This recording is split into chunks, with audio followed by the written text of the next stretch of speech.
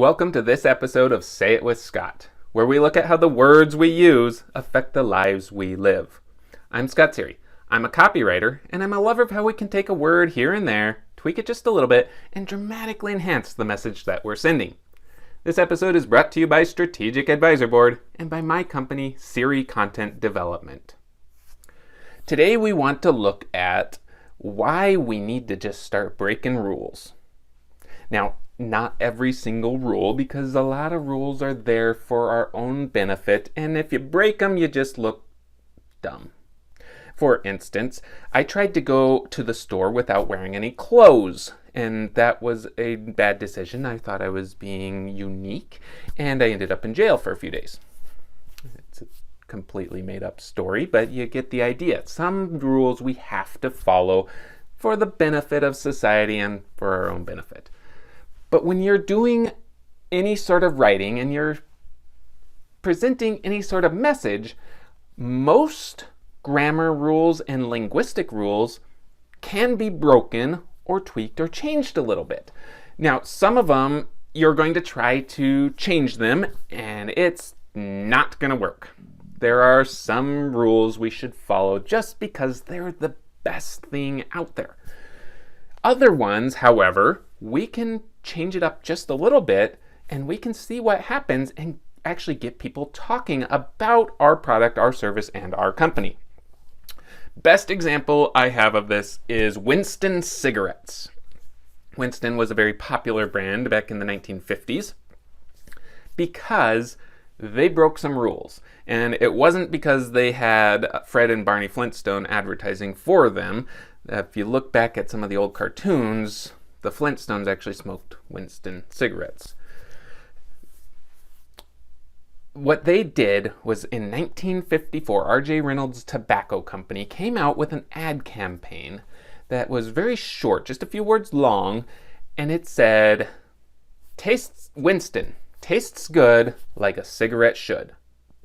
Nothing that really catches our eye today other than it's short. If you scroll back to some of my previous videos, you understand the importance of keeping it short. And just a couple videos ago, I talked about kind of having a little bit of rhythm.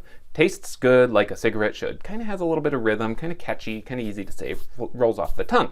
So what happened here that created such a stir that Winston cigarettes exploded in popularity? What it was back in the 1950s, people spoke in a bit more of a formal manner. We use a lot of slang and a lot of uhs and the and things like that. You know, they took a little bit more time and they dedicated more of their speech to speaking formally. And back then, you didn't use like as a comparison.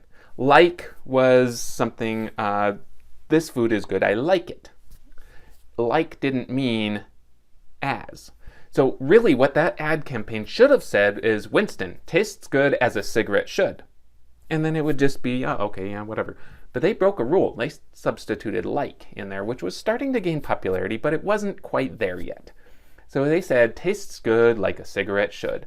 And all of a sudden everyone's like, wow, what's going on here? And they started repeating it and there's news about it and people started talking about it, which anytime somebody's talking about your brand in more than a very negative way, it's going to enhance your reputation and get more people on board with you. So they took one little rule, they broke it just a little bit, they tested the waters, and it worked, and it exploded in popularity. So when you're looking at your message and you're looking at how you talk to customers and your clients and your prospects, look at how formal you are and which rules you're following. See if there's one that you can break just a little bit. Test it out. If it gets a good response, use it some more and use it some more. And then that way you create this buzz about your business. And you can ride that wave and build yourself up and then see what other rules and linguistic things that we should break and get away from. Thanks for tuning in to this episode of Say It with Scott. I hope you found some inspiration and education you can apply to your own business. As usual, if it didn't make sense, if you don't want to mess with it, hit the links in the description below, reach out. I would be happy to help. Before you go though, make sure you like, comment, and subscribe That way you get notification every time Strategic Advisor Board posts great new content.